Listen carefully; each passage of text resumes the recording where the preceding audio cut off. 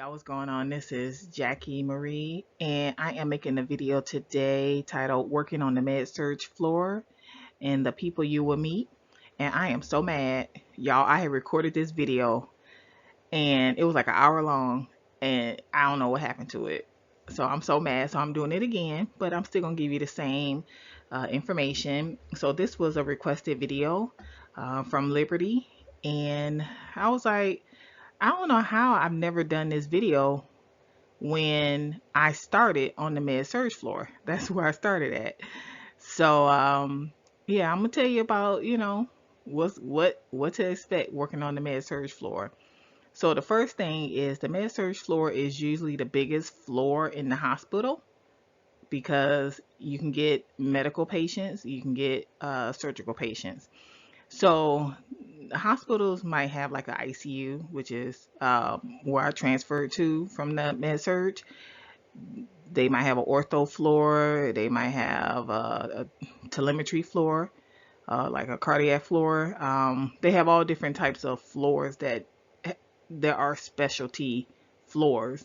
But the med surg floor is usually just people who don't fit on those floors, or they come in, or they may fit on that floor. It just may not be enough room. So it's a lot that goes on. So usually the med surg floor has two secretaries. I've never seen one where it was a med surg and only had one.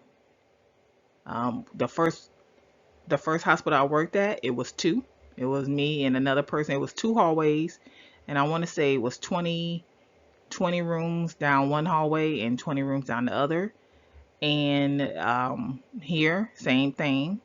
It was actually four hallways. So some hallways had like 9, some had like 10. Well, some had 9, some had like 15, some had 12. Some it was random numbers.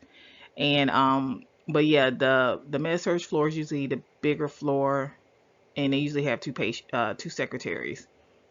And one secretary had one side and the other one will have the other side. So that's basically how it was. Here, one secretary had two sides, and then the other secretary had the other two sides.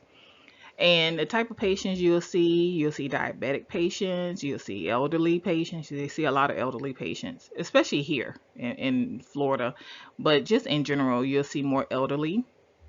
You'll have patients with GI issues. You'll have patients who need a surgery done. So like they you can have a patient that, like, let's say they go to the doctor and the doctor decides they need to have a procedure done tomorrow. So they may get admitted. It just all depends on what kind of surgery. So they may get admitted the night before and then the next day go for surgery. And then depending on the type of surgery they have, they may come back or they may not come back. They may, get transferred to another floor. You'll have like you might have post-op patients, so that's like the ones that come back. You'll have patients with MRSA. You'll have patients with pneumonia. You'll have patients, oh God, you just have all kind of patients. They have medical issues. They either have medical issues or they have surgical issues. So that's why it's med surg.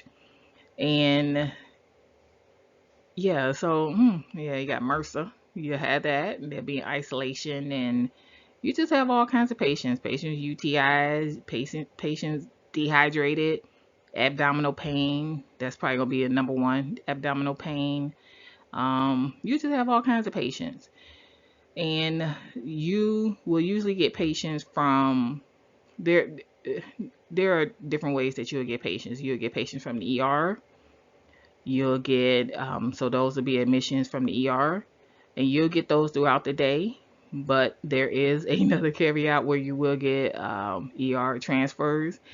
You will get just regular transfers. So like, let's say a patient is on the cardiac floor, and okay, so let's say you got a patient that's in the ER and they say they got chest pain, and so they need a bed on the telemetry floor.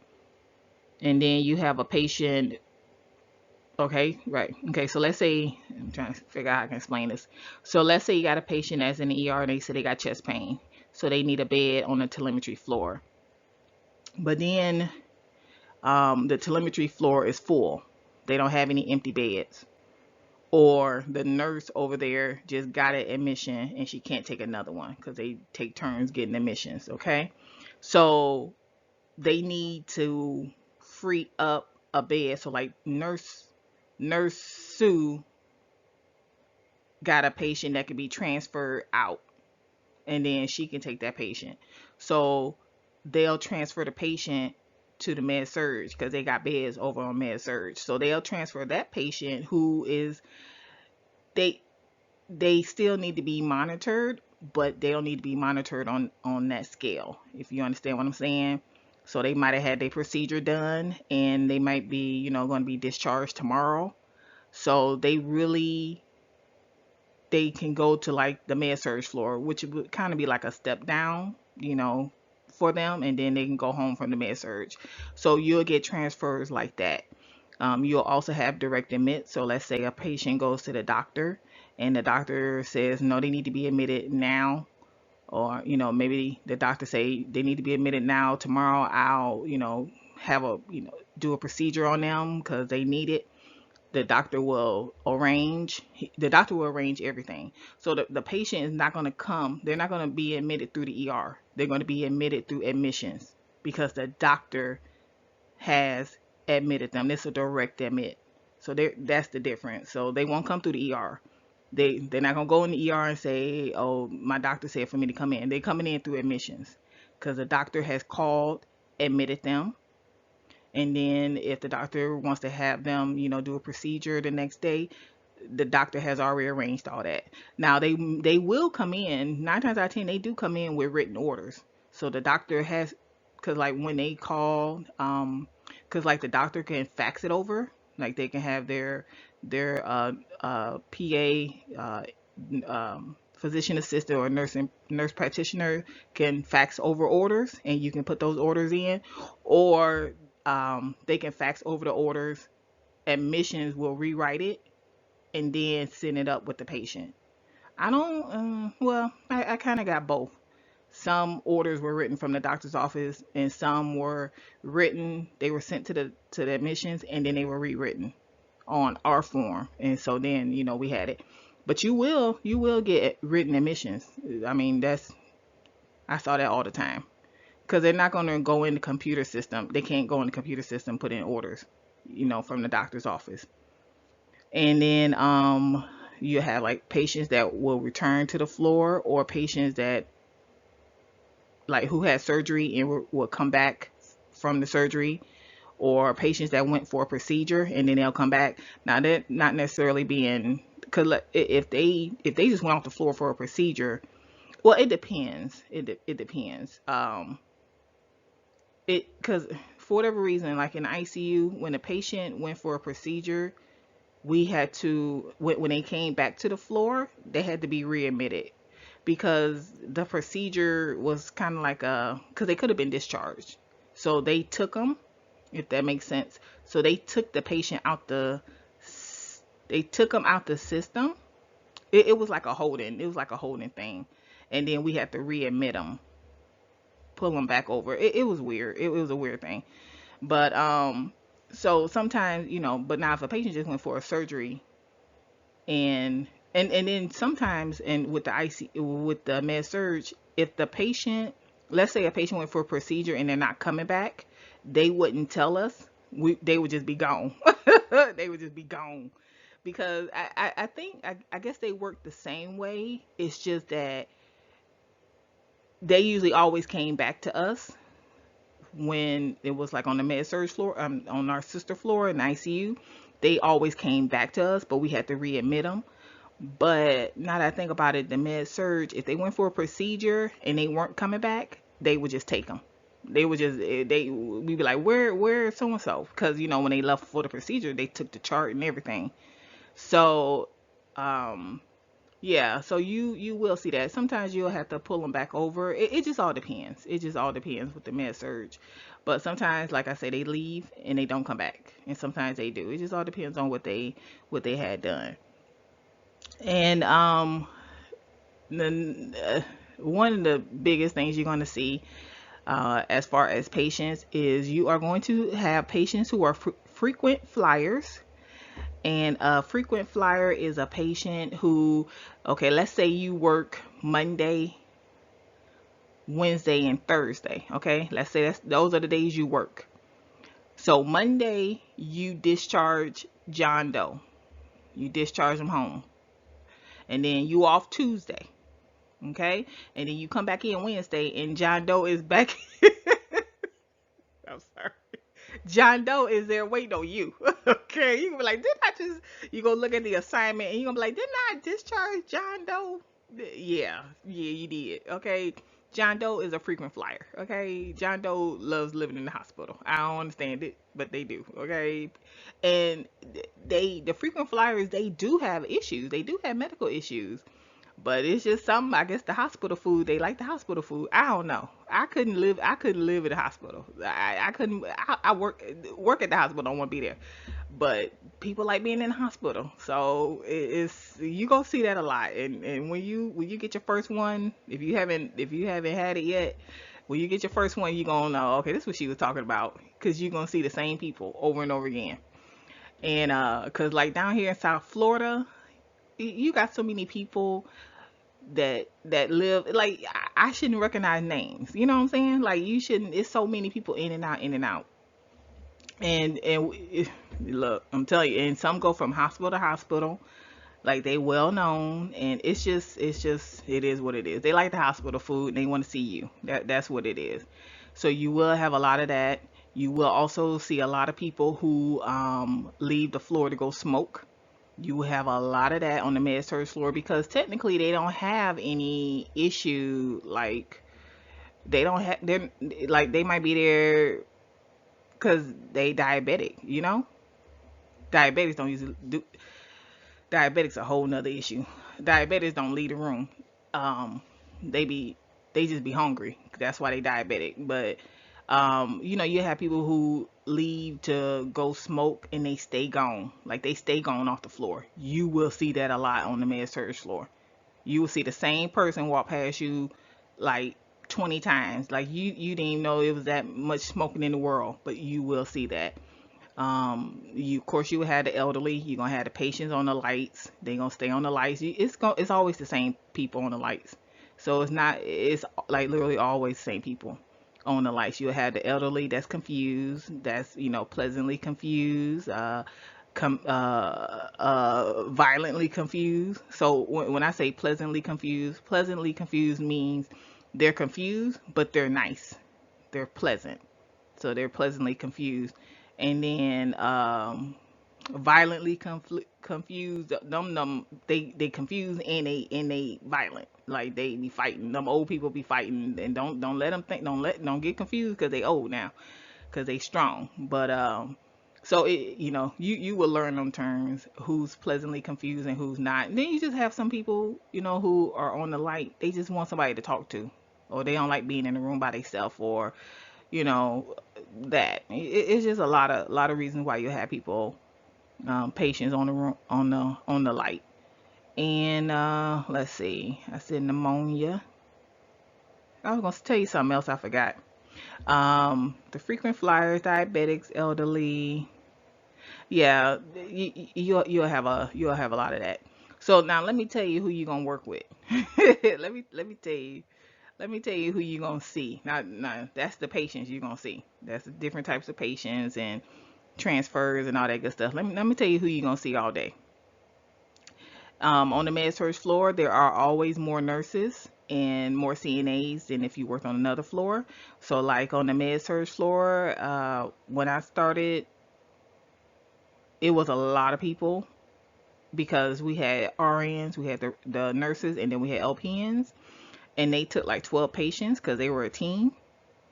And then they got rid of the LPNs like a year into it. They got rid of the LPNs, so the nurses went down to like 5, 6 patients, and then the CNAs always had like 10, 13 patients, like always. And we had like 6. We had like 6, 7. 7 was a good number, but they cheap, so they always did 6. And then, but sometimes they had 4, and them CNAs don't play. They be fussing, and the nurses be fussing too. But them CNAs don't play, cause they got to do everything, cause they gotta do everything. I mean, I ain't trying to be mean, but CNAs do a lot. And so you always have more nurses and CNAs just on the med surg floor. Cause like on our sister floor, they might have 5 nurses because they only had like 20 patients. 20 patients. So yeah, they had like 4 or 5 nurses, and then maybe about 4 or 5 CNAs. Okay, maybe about 4 CNAs. They always had enough staff. So our sister floor for the ICU always the they always got pulled because we always had enough staff. But but yeah, the med surg floor always has the more staffs. It's more people there because when I at the first hospital, it was 40 rooms, and those rooms were private rooms. So it was 20 down one hallway and 20 down the other. So that's 40. But here is like 50 rooms, and some of the rooms are private and some of the rooms are semi-private. Like when I started, it was private and semi-private. So the one hallway with 9 patients with 9 rooms, those were private rooms. But then the next hallway, I don't know, maybe about 10 rooms, and they were semi-private. And then we had the isolation rooms. It was what, 1, 2, 3, 4, maybe 4 or 5 isolation rooms. And those of course were private. And they had this one room. They know they was wrong. They that room was a closet. Like I had to sit with a Baker rack. They was in isolation, so I was outside the room. Thank you. But the room was so small that I couldn't sit in the room. I wouldn't go sit in the room anyway because it was in isolation. So I was in the hallway with the door crack, which you ain't. But anyway, whatever. We going like we don't. We all going like we ain't hear that. But the room was so small, I couldn't sit in the room anyway. They know they was wrong. That was a closet. But anyway, they try to get their money. I ain't mad at them. But anyway, we call that the pit. That's what those rooms, the isolation rooms, were called. It was called the pit. Okay, that's what they called it, the pit. All those rooms down there were the pit. So like PIT, pit. And then of course the other hallway, I don't know, they had like 12, 13 rooms, and all of them were semi-private except one. That was like a VIP room, which wasn't really a VIP. And then the other hallway, I don't know, maybe about 10 rooms, and those were semi-private. And then of course we had oncology, and those are all private. Those was a big private room because oncology was technically a whole nother unit because they had a nurses station back there and everything. But it was his own unit, but it was separate, but it wasn't, because the secretary that sat on that side, she had that as well. Cause like they had their own printer and everything. They were a whole separate unit, but it was connected. So yeah, cause they stuff printed back there. It printed back in the nurse station, and the charts. Well, the charts were kept up with us. The charts were kept up with a unit secretary set on the other side. But if you couldn't find the chart, it was more than likely in the back, because the nurses would sit back there, because the oncology nurses would sit back there and chart. So, because they had their own printer and everything, fax machine, it was a whole nother unit. It was just part of our unit. And so if you got like 50 beds, I don't know how many rooms I said, I don't know how many, but if you got like 50 rooms and some of them are private, some are semi-private, that's like 70 some patients. I think it was like 75, 77. If we were full, like literally had no empty bed, it was like 75, 77 patients. It was a lot of patients. And so we needed those nurses, we needed the CNAs, you need the secretaries. It was a busy unit. And then of course with that, you had the different types of doctors. You had the hospitalists, and then you had the cardiologists, you had the oncologists, they were going in the back. You had the endo doctors, you had the renal, you had the infectious disease, like, because people in there with cooties, people who got pneumonia, HIV, all kinds of stuff, UTIs. We had the urologist, like every type of doctor, the cardiologist, every type of doctor comes through med surg. I'm telling you, they come through the med surg. So you gonna know them. The doctors you probably won't know by name, or you won't recognize, or you won't know who they are, is maybe like the intensivist. You'll only see the intensivist when they call a cold blue, because then that's when they come. Because the intensivist is usually in the ICU. That's where they hang out at. So like with me in the ICU, I know who the intensivist now. I can tell you their schedule. I can tell you who they are because they rotate. Who on this week and who on next week. But when I was over in on the med surge, I ain't know. Okay, we just look when we call cold blue. I didn't even see them come through. Cause everybody running. That's all. They grabbing a crash cart and running to the room, and everybody in the room, and people come, from the ICU, the intensivist with the bucket, and they go in the room. So I didn't know. I didn't know who none of them were. And of course, then you have the surgeons. You'll know the surgeons. You'll know them. Every doctor comes through. Every doctor comes through the med surge because it's you got people with all kinds of issues. They got the GI doctors. You'll see them because people complain of abdominal pain. That's gonna be the number one. And even the cardiologists, you'll see them as well. So even though you have a telemetry floor, you'll still see the cardiologist because if they need a bed on the telemetry floor, they'll transfer the patient over to the med surge. They still got their heart monitor on, but yeah, but that doctor still has to see that patient, before they discharge them. So you'll see all the doctors. I'm telling you, you'll see all the doctors. You you will see every specialty. You will see all the doctors. You will also see the nurse practitioners and the PA. So if a doctor has a nurse practitioner or a PA, you will see them. You will know who they are. You will interact every day with the case manager, social worker. You will see them because you have a lot of elderly who, let's say they come from a nursing home, and they gotta make sure that they are safe enough to go back to a nursing home, or if they're safe enough to go to a SNF or a long-term care facility. So all that is worked out. Even if they came from there, they got to make sure they can still go back there. Do you understand? Because they might need rehab. They might need rehab, and they can't go back to where they came from. Same thing if they were at home. If they were at home but they need rehab, then they can't go back home because they need to get some stuff taken care of first before they're safe enough to go back home. So you'll see case management there all day. They will be there all day. I'm telling you, you might not interact so much with them, but they're there. They're gonna be sitting right there. And it's just so you got that for the elderly. You got people who might be homeless. So case management, social workers, they'll get involved, try to get them a place to go, things like that. Then you have the people who can't leave because their condition is like, hmm. And so they up in the hospital for 6 months because you got some patients. I forgot what they got. Forgot what it's called, but they have like a issue with their heart. It's like it usually come from doing drugs. But they got to be up in there because they got to get treatment to get all that off their heart. It's like I don't know how to.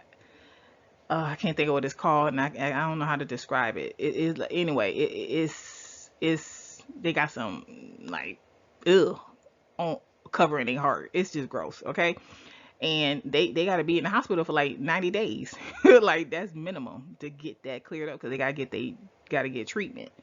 So they gonna be there for 90 days. And then you got people who like with the Medicare and how much it's case management be working, okay? They gonna be there.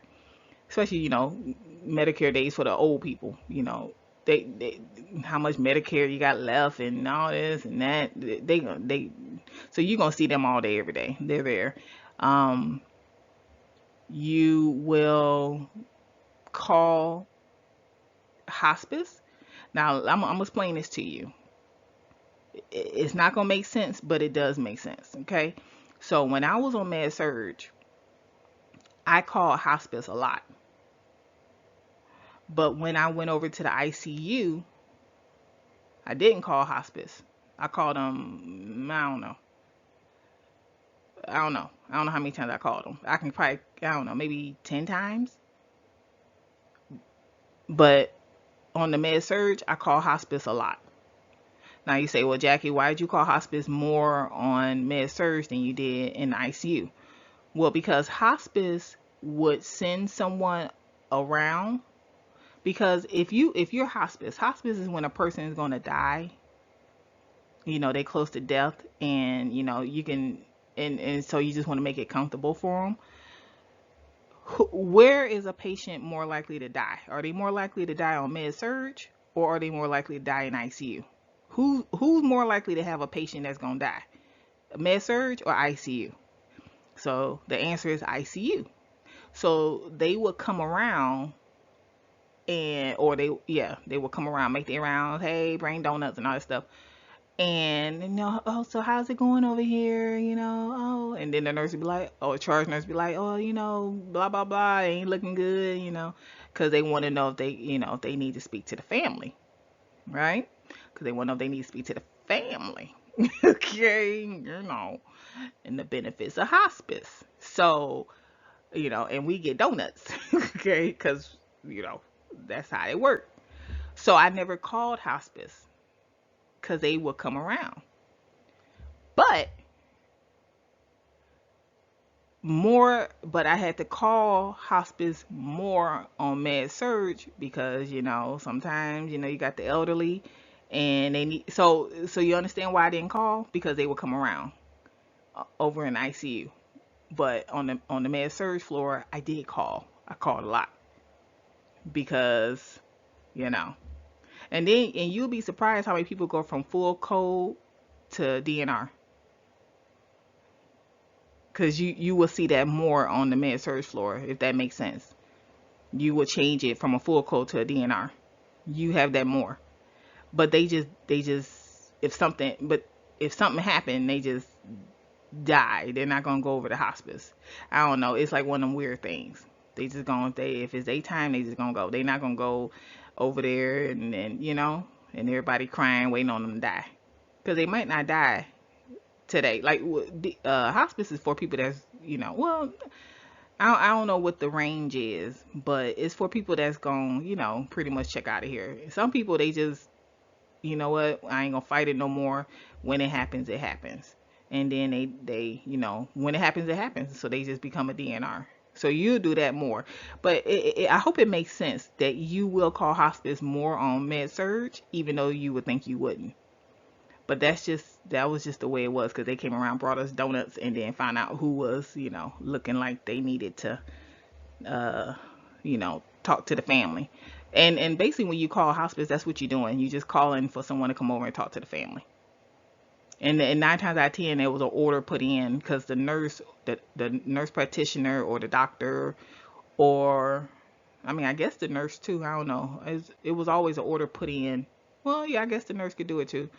I guess the family be like, you know what, we need to talk to somebody about hospice. And they can do hospice, they can do home with hospice. It's all kinds of different things that they can do. Because and this is just a FYI, when you have a person who is repeatedly in and out the hospital, so like one of the nurses, her daddy was in and out the hospital, like in and out the hospital, because he lived in some kind of facility. He was in and out the hospital. He was even on our floor in the ICU.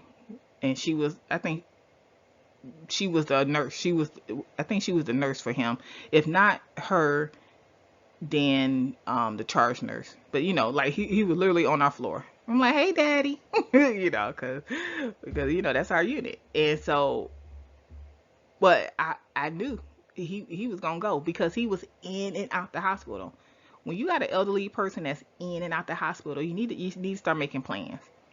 And she didn't make no plans, and he came in through the ER, and I think she was she working that day? I think she was working that day. And I guess, I don't know if they tried to call her or what, I don't know how, but anyway, he was in the ER. And so she ran down there, and then she was working that day. She ran down there, and he was gone. So she was screaming and carrying on. And then I forgot who went down there with her. I want to say she was working that day, but she had made no plans. Like, your daddy was in and out the hospital. Your daddy was over here with us. You know, your daddy was upstairs on the sister floor. Your daddy, like, so whenever you see a person that's in and out the hospital, I'm not talking about the frequent flyers. I'm not talking about them. That just, I'm talking about they got health issues. They get discharged. They come back 3 weeks later. They there for a few days. They get discharged. They come back a month later. That's a person that's more than likely gonna die, and that's usually when you have the family want to consult hospice for the med surge, because it ain't going, whatever they got going on, they just gonna keep going in and out the hospital. So let's just go ahead and make them DNR. Let's talk to hospice, see if we, because they gon' yeah, her daddy died, and I was there. I was like, oh Lord Jesus. Okay, she was going through. You hear me? But they hadn't. And that man had been in the hospital at least 8 times within that year. Like, it was within 12 months. And he, of course, he was elderly and all that good stuff. He lived in a facility. So, but I don't think he started in the facility. I think he was at home, and then he was in and out. So they put him in a facility. I guess she just thought he was gonna get better. But, so it's different when it's your daddy. So that might be a reason why you call hospice. If you see stuff like that, if you see a patient that's in and out with health issues, yeah. And let's see, who else you gonna be friends with the housekeeper. And the reason why I say you're gonna be friends with the housekeeper, because the housekeeper is gonna ask you a question. I had made a video about this, and then somebody had put in the comments about, oh my God, it makes sense now. So why you gonna be friends with the housekeeper? They were like, oh my God, they do it. They do that to me, and I never knew why. I'm gonna tell you why. So the housekeeper, let's say, with you being the secretary, you gonna know everything. I'm telling you, you're gonna know everything going on. And what you are going to know is you're gonna know who is going to be discharged, or who is going for a procedure and may not come back. Because you'll learn what type of procedure, if that person will come back. So if they go for surgery for like amputation, they more than likely ain't coming back. But if they go for this procedure, oh, they'll be back, whatever. You're gonna learn that. So your housekeeper is gonna ask you, who's gonna be leaving today, or who's gonna be discharged today. And you are going to know that. You're going to know. Now, I know it's 9 o'clock in the morning, but you are going to know who is going to be leaving, because you will know some of it from report. So when the night or the date, when the off-going secretary give you report, they're going to tell you. They're going to tell you who's going for a procedure today. They should tell you all this, who's going for a procedure, who could probably be discharged today, things like that. Because if you're paying attention, you'll know these things. People be ready to go. Okay, they've been ready to go since yesterday. They've been ready to go since 2 days ago. They've been trying to get up out of here. You'll know by, like, let's say a patient is there for pneumonia, and so you'll have the infectious disease, write an order, and it looks like, an order saying they could be discharged. Well, the official discharge is not there until the hospitalist says that they can be discharged. Okay. So, but that more than likely the hospitalist is going to discharge them because the infectious disease said they can be discharged, or the pulmonologist says they can be discharged. So once you see those specialists saying okay to discharge or whatever, then more than likely that patient is going to be discharged once that hospitalist come in. And the one thing you're going to learn about these doctors is they all make their rounds around the same time every day. You're going to put your clock to it. So Dr. So-and-so always come in at 7 o'clock during change shift. He come in asking 1,000 questions, knowing it's change of shift. Okay. And then you're going to have Dr. So-and-so come in during lunch. So at noon, they're going to come in when, from their practice. They on lunch from their practice. So they're going to run over here, see a few patients, and then go back. You're going to have Dr. So-and-so come in at about 4 or 5. and discharge the whole floor. Okay, he go hit discharge. He go discharge the whole unit. You gonna have 3 people. You gonna have 3 patients left, and then so you gonna learn. You gonna learn their schedules. I'm telling you, the doctors have a schedule. You gonna have some doctors you never see them. They come in like early in the morning. So like we had a pulmonologist. He always came in early in the morning. We never saw him. He came in like 5 o'clock, and he have all these orders in. And then there's one doctor, the neurologist. She always was there like in the middle of the night. So night shift always saw her. I mean, I knew what she looked like. She would come in during the daytime too, but for the most part, she always came in at night. So you gonna know, okay? So the orders might already be there when you get there to discharge somebody, but they ain't discharging nobody at 7 o'clock in the morning. Even if the doctor put the order in at 5 to discharge, they're not discharging nobody at 5 o'clock in the morning. So maybe 9 o'clock, 10 o'clock they'll start discharging, and unless the patient like is ready to go, okay, then they'll discharge. But they usually try not to, because you don't want to discharge nobody at 5 o'clock in the morning. So they'll do about 9. So you'll already have orders already there to like discharge people. You can see that like a specialist has put in an order that it's okay to discharge, but you're just waiting on the hospital list. Um, let's see. Oh, so anyway, so the housekeeper is going to ask you who's being discharged, because if it's 9 o'clock in the morning, okay, if it's 9 o'clock in the morning and I'm a housekeeper, I don't want to clean all these rooms, and then at 11 o'clock when 4 people leave, I got to go back and clean the room and and change the sheets and stuff. So why don't you just tell me who's going to be discharged? That way I won't clean that room, and I'll just wait for them to leave, and then I'll go clean the room, change the sheets and all that good stuff, because it don't make sense to do it twice. You understand? So if you know that, if I know that room 12 is being discharged today, I'm not going to clean that room. I'm just going to wait until they leave and then go clean that room, because it don't make no sense to clean it twice.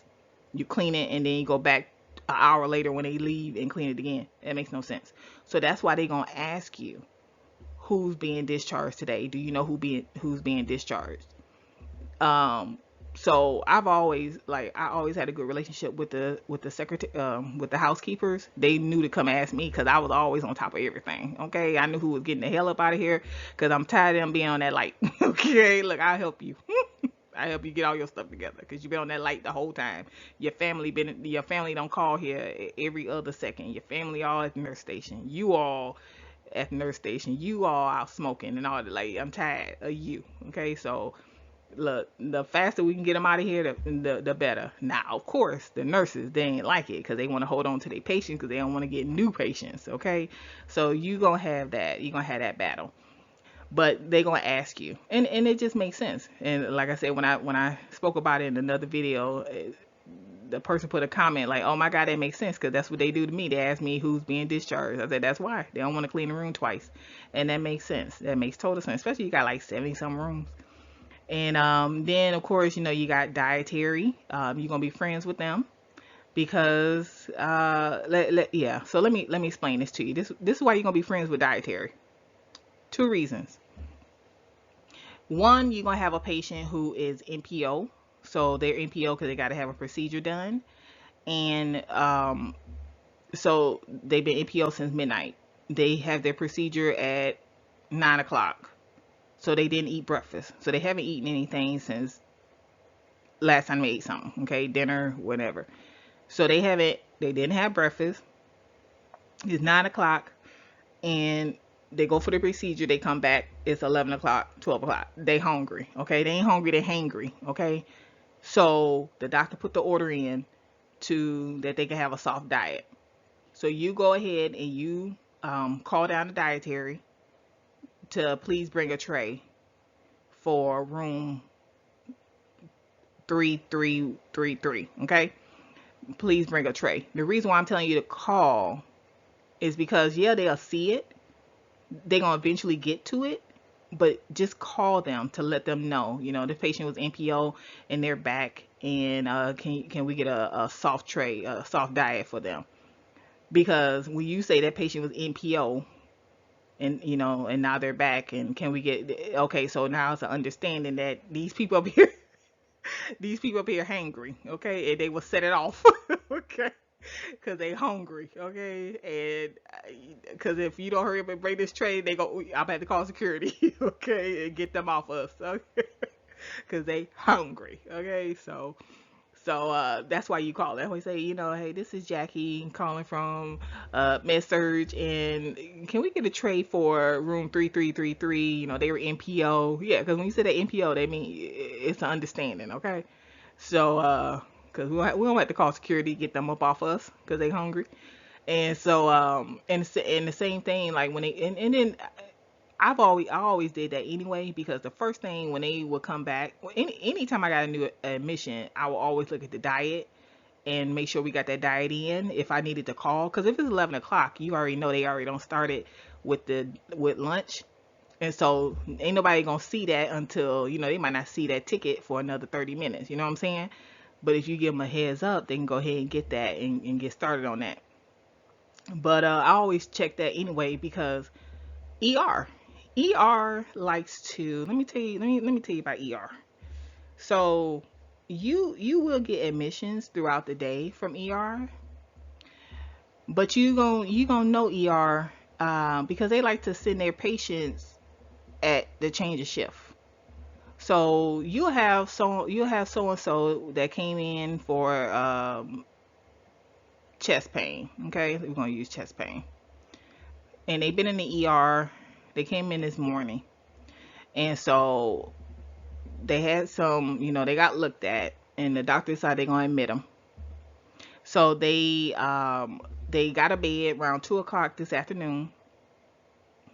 ER decides at 6:50 that they want to call report. Now they don't had a room since 2, but they decide at 6:50 they want to call report. 6:50 is change of shift. Okay, that last one, once it hit 6:30, that's that change of shift. And then some hospitals, they change the shift is earlier, because I think my mom she start work at like 6. I don't know when she start.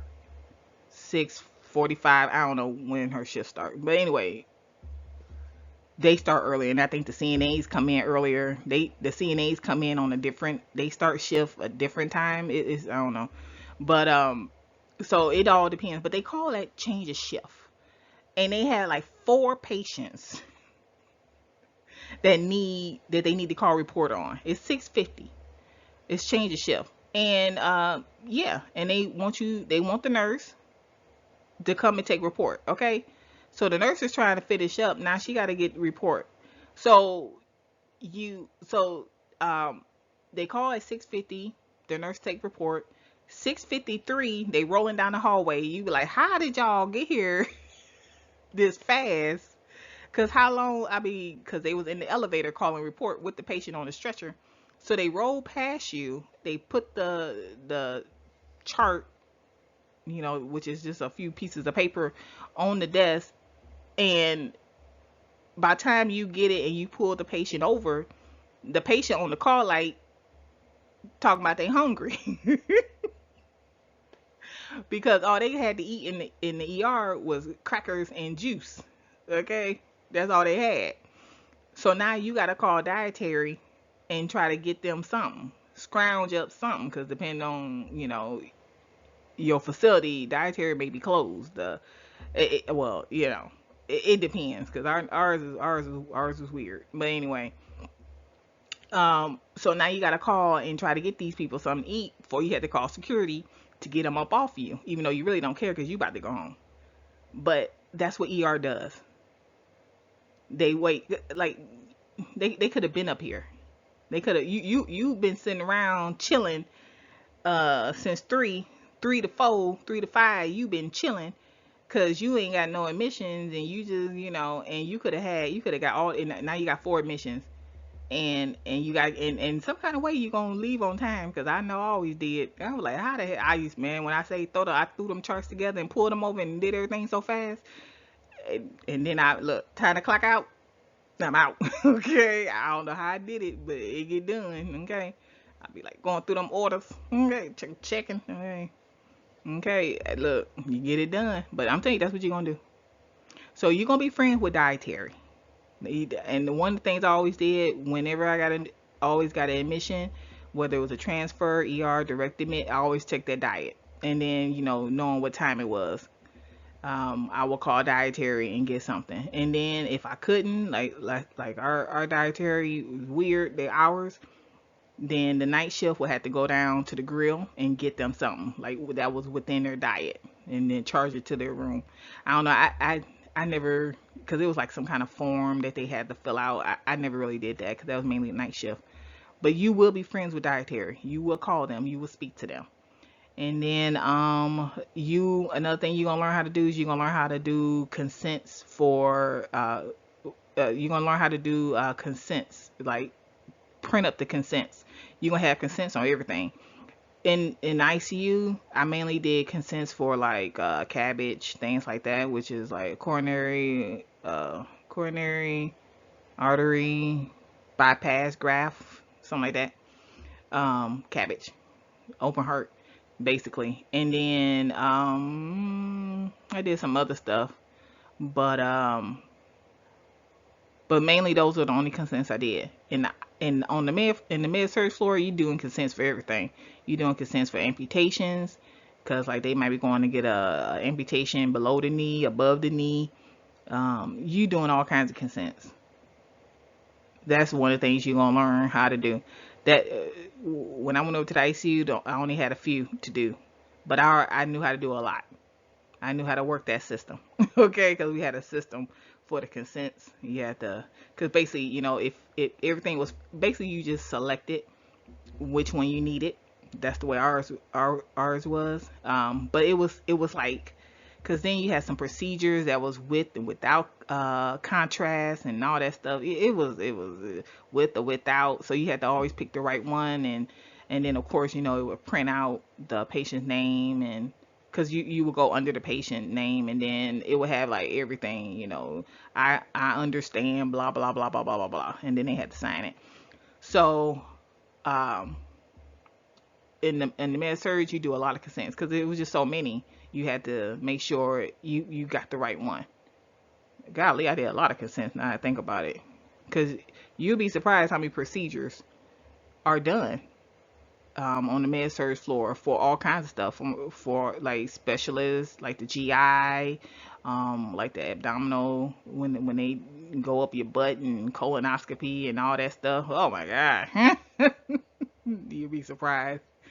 So yeah, they got to take they go lightly and all that. Oh my goodness, it's so much. It's so much working on the med surg floor. And then let's see. Of course, you're gonna have to deal with the visitors, and that's just them coming up to the room. I'm sorry, coming up to the nurse station asking for directions. Um, you'll have people who are on the wrong floor. They might have made a left when they needed to make a right from when they got off the elevator. They made a left. They should have made a right. We had that a lot. Um, oh no, you just go back to the in hallway and then make a right and just go down that nurse's station. That's. Or where the med surg, the floor, the main floor of the med surg where I was, and people were actually trying to get to the ICU where I eventually transferred to. So that's how I knew where it was. You'll be surprised how many people worked in the hospital and how long they've been there and did not know where the ICU was. So the ICU that I transferred to, that's where people were trying to get to. So they would come up. They basically came with the wrong elevator. That's basically what it was. They should have came up another elevator, and so they had to walk up a ramp. It was a ramp the that connected the different parts of the hospital. So I knew how to get there because I had walked so many people up that ramp, because I don't want no old person walking up a ramp and then they fall, and then most people, I mean, it was people over there, but it wasn't a high traffic area going up and down that ramp. They've been on fail, and then they be all for at least 20 minutes before somebody else came down. I think the only ones that really went up and down that ramp were the doctors who had patients over there, and the transporters. They will go up that ramp. And then phlebotomy, not so much because we had a tube system. So the nurses would draw the blood and then just send it down the tube. So it wasn't really a lot of people that came over on that ramp. So I knew about the ramp, and I always walk people over there, and then later on I transferred over there. So that was something. But yeah, you'll have visitors that they're on the wrong side of the building, they're on the wrong unit. You'll have visitors who they family call, they come up there mad, ready to fight because something going on, ain't got nothing to do with you, and they you gotta get the charge nurse and all this, and I don't know how many times I'll call security and the police. I called security a few times on folks, on the visitors, because I ain't the one. Shit. Okay, you better go on somewhere with all that. But okay, it's too much going on for you to come up here tripping. And then of course you'll know the phlebotomist, med surge. The phlebotomists come around and draw the blood, and you won't really deal too much with them because they're coming up there for a reason. They know where they're going. They know they gotta go to room, blah blah blah, and draw blood for this test. So they know where they're going. So you don't really deal with them too much. The physical therapist, they will come up to you and ask you like for the nurse, because they know where they're going as well. They know they need to go to room, blah blah blah, but they want to speak to the nurse first because the patient could have got some medication. It could be kind of loopy, could be in pain, maybe not today for physical therapy, things like that. So you will have them reach out to you, like come up to you and ask you questions. Respiratory usually every the respiratories are usually assigned. So you had like the same respiratory therapist on the unit. Now they might work other units as well, but it's usually the same ones. They got the same unit. So like at the hospital, the one respiratory therapist, he only worked in peds. He worked like with the babies, mother, baby, NICU, peds, things like that. That's where he always was. And then our our the respiratory for the ICU was the same too. Okay, we used to we used to sit there relaxing. Okay, because they were mainly assigned to the ICU. Well, they were mainly assigned to that side of the hospital. So the ICU, the upstairs, our sister floor, the where they did procedures, and then they would go to if something happened, like they called a code on it was like a rehab over there. They will go over there. So anything on that part of the hospital, they were assigned to. But they did cover the med surge floor. So that's how I knew them. I knew them. I knew who they were. I knew them before I transferred to the ICU. But they were mainly over there on the ICU, over on that side of the building. And so you'll have a lot of respiratory that are just assigned to a certain floor. So you'll know them, but they know what they're coming to do. They know that they have the suction room 3333. They know they have to, they call a code. They you're gonna see them go to the room. So it's usually the same people. You'll interact with your IC, with your respiratory, just relaxing. And then of course, with the pandemic, with the oxygen, oh my God, y'all know y'all respiratory therapists. And then of course, another that you'll interact with is the transporters. So you'll have the transporters who will come to take patients down for procedures like x-ray, radiology, things like that. They will either come with a wheelchair, just depending on the patient, and they'll ask you, they might ask you, or they might ask the nurse, because they're going to ask you who's the nurse. That's what they're going to ask you first, because they need to know if the patient can go by wheelchair or by stretcher. And they might ask you, but you really don't know. It just depends. If they don't walk past you, to go outside smoking, then yeah, they can go in a wheelchair. But if it's like an elderly, or if they in there for whatever reason, they need to go on a stretcher. And so they will ask you for that. They might ask you. It just depends on where they're going. They might need a blanket because some places be cold, and so they might want a warm blanket. I know they always came and got a blanket for the patient to wrap them around because they about to go somewhere cold. and so you will deal with them. My boyfriend that I work with at the hospital, he was a transporter, but nobody knew we went together. And one day, and people used to always see us. They were like, "Oh, y'all look so cute together. Y'all should go together." And you're like, "Oh, we do." Okay. But we kept it on low low because people, they find out and then your whole business be all around the hospital. Gossip, man. You can't keep nothing secret in no hospital. I'm tell you that right now. Another thing you gonna this side note, you gonna find out with the med surge, the nurses and the doctors, and who's screwing who. I'm telling you that right now. I'm sorry, that's what you're gonna know. It's gonna be all kinds of gossip. Is you Now if you don't like gossip, then that's fine. But yeah, it's gonna be all kinds of gossip. That is what you going I remember one day it was this big old whoop-de-doo with the hospital. The doctors were mad. Do you hear me? They were mad about something that happened. And when I say the doctors, I mean, they was like, we should leave, we should start our own practice and this and that.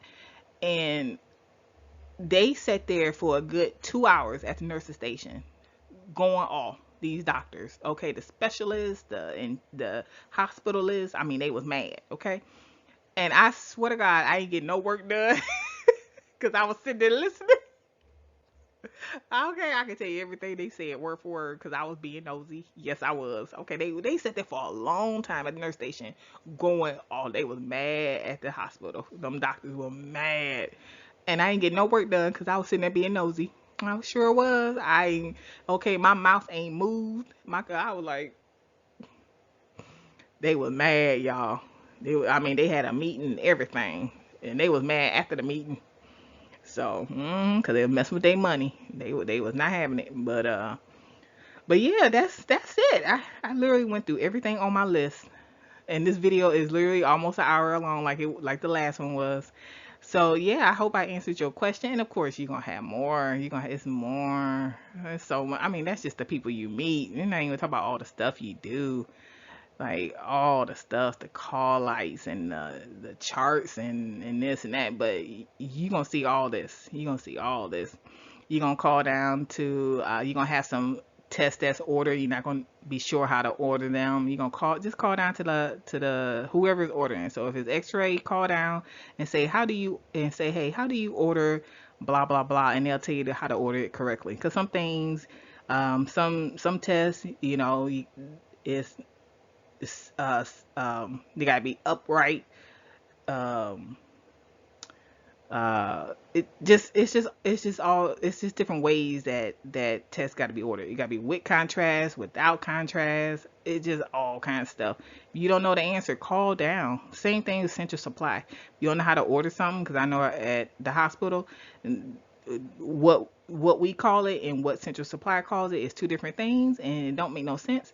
So we always have to call down and say, how do I order this? And so if you don't know how to order something, just ask somebody. Like, don't be sitting there like you don't know. It's just like you scared. No, ask questions. I'm telling you, that's the one of the biggest things that I always tell new secretaries is ask questions. If you don't know something, ask, because I don't want you to sit there like you know it and you don't know it, and then because they hard when you first start. And when I say hard, I'm talking about like the staff, because they don't care you knew. Okay, they need this. They want it now. And so look, ask so you know for next time. But I hope I answered all your questions, and if I didn't, just put it below. And you can follow me on my blog. It's Jimmy Reed Booklist, where I talk about being a unit secretary.